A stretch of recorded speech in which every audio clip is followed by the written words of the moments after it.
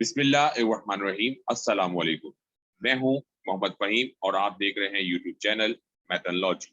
आज हम सॉल्व करेंगे एक्सरसाइज 1.1। क्वेश्चन नंबर 1 है, identify the following numbers as rational number and irrational number and also write each one in separate column.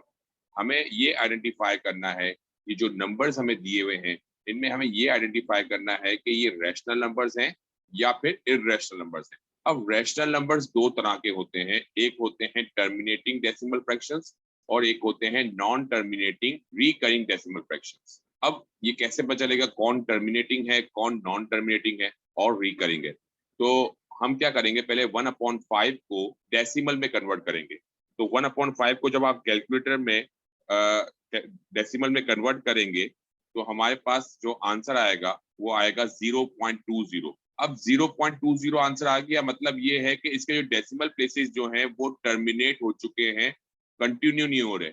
तो it means कि ये एक रैशनल नंबर है। कौन सा रैशनल नंबर है? टर्मिनेटिंग डेसिमल फ्रैक्शन, जो कि रैशनल नंबर कहलाता है। रैशनल नंबर की एक टाइप आपको समझ में आ गई होगी कि जिसके डेसिमल प्लेसेस टर्मिनेट हो जाएं, रुक जाएं, तो ऐसे फ्रैक्शन को हम रैशनल नंबर कहते हैं। रैशनल नंबर जो P/Q की फॉर्म बनाए। अब अगर हम देखें, अगर हम स्क्वायर रूट 2 डिवाइड बाय 8 करके देखें कैलकुलेटर में, तो हमारे पास जो आंसर आएगा 0.176776695 एंड सो ऑन। ये 3 डॉट्स का मतलब है कंटिन्यूसली चल रहे हैं। तो अगर आप देखें कि इसके डेसिमल प्लेसेस जो हैं वो कंटिन्यूसली चल रहे हैं, तो ये तो कहलाएगा नॉन टर्मिनेटिंग। नॉन टर्मिनेटिंग मतलब कंटिन्यूसली चलते रहे। और अगर आप देखें इसके डेसिमल प्लेसेस जो हैं वो रिपीट भी नहीं हो रहे, ना किसी पैटर्न के हिसाब से रिपीट हो रहे, तो ये नॉन रिकरिंग कहलाएंगे। रिकरिंग मतलब रिपीटेशन, तो नॉन रिकरिंग का मतलब जो कि रिपीट नहीं हो रहे। तो ये क्या है? नॉन टर्मिनेटिंग है और नॉन रिकरिंग डेसिमल फ्रैक्शंस हैं, इसलिए ये कहलाएगा इररेशनल नंबर। इररेशनल नंबर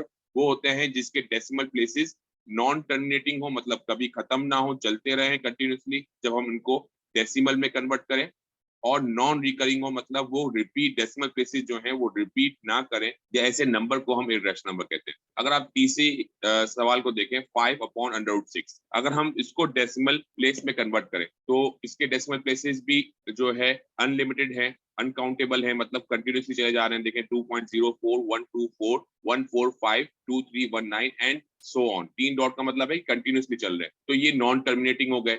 और अगर आप देखें ये किसी पैटर्न के हिसाब से रिपीट भी नहीं हो रहे, सही है, तो इसलिए ये क्या कहलाएंगे? नॉन रिकरिंग कहलाएंगे। ये भी नॉन टर्मिनेटिंग, नॉन रिकरिंग है, इसलिए ये क्या कहलाएगा? इररेशनल नंबर कहलाएगा। अब मैं अगर 2/8 को अगर मैं डेसिमल में कन्वर्ट करूं तो आंसर आ रहा है 0.25। तो इसके डेसिमल प्लेसेस क्या हो गए? 25 के बाद रुक गए, कंटिन्यूसली नहीं चल रहे, तो उसका मतलब है ये भी टर्मिनेटिंग है, टर्मिनेटिंग डेसिमल फ्रैक्शन है। और टर्मिनेटिंग डेसिमल फ्रैक्शन क्या कहलाते हैं? रैशनल नंबर कहलाते हैं। अब अगर मैं 1/√3 को कन्वर्ट करूं डेसिमल में, तो ये भी जो है अनलिमिटेड है, इसके डेसिमल प्लेसेस अनकाउंटेबल हैं, जिनको हम काउंट नहीं कर सकते, क्योंकि यहाँ पर 3 डॉट्स का मतलब है कि ये अनकाउंटेबल है। तो इसका मतलब है ये नॉन टर्मिनेटिंग है और ये रिपीट भी नहीं हो रहा। अगर आप देखें किसी पैटर्न के हिसाब से भी रिपीट नहीं हो रहे डेसिमल प्लेसेस, तो ये क्या हो गई? नॉन टर्मिनेटिंग और नॉन रिकरिंग हो गए। Non terminating and non recurring decimal fraction, जो कि क्या कहलाते हैं? Irrational number. स्क्वायर रूट 8 को अगर मैं डेसिमल में कन्वर्ट करूं तो इसके डेसिमल प्लेसेस भी देखें नॉन टर्मिनेटिंग है और नॉन रिकरिंग है, इसलिए ये भी क्या हो गया? Irrational number.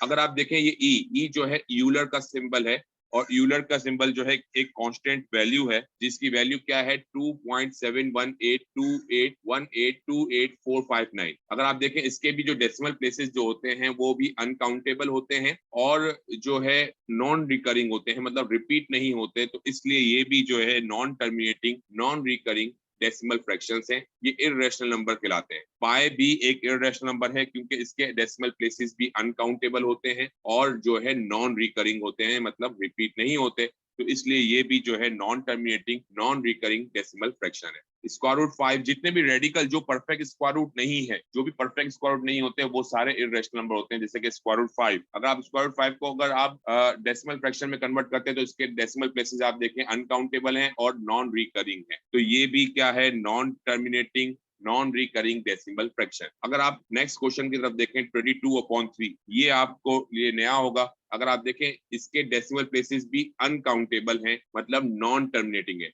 मगर इसमें एक चीज चेंज है, अगर आप देखें इसमें जो डेसिमल प्लेसेस हैं वो रिपीट हो रहे हैं 7.33333333, मतलब ये कंटिन्यूसली चले जा रहे हैं। और अगर आप चाहो तो उसके ऊपर 7.3 के ऊपर अगर आप डॉट लगा दोगे, 3 के ऊपर डॉट लगा दोगे, इसका मतलब ये होता है, सिंबल ये होता है कि ये जो है रिकरिंग है। ये क्या है?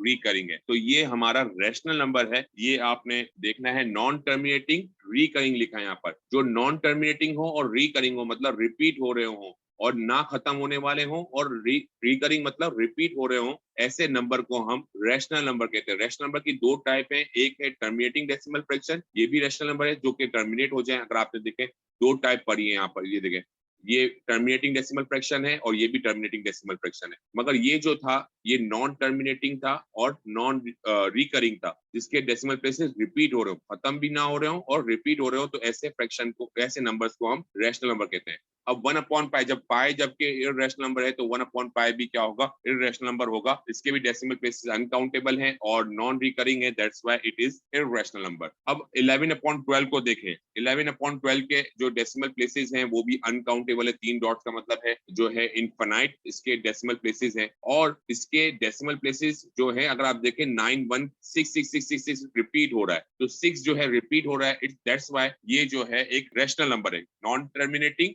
Recurring decimal fraction. ये आपने आज जो है समझा है, रैशनल नंबर्स क्या होते हैं, इररेशनल नंबर्स क्या होते हैं, इनकी हमने तीनों तरह की जो एग्जांपल्स थी वो समझ ली है। उम्मीद है आपको ये लेक्चर समझ में आया होगा। अगर आपको ये लेक्चर अच्छा लगा तो please like, comment and subscribe जरूर करें। और अगर आपको कोई क्वेश्चन हो तो आप कमेंट के जरिए मुझसे पूछ सकते हैं।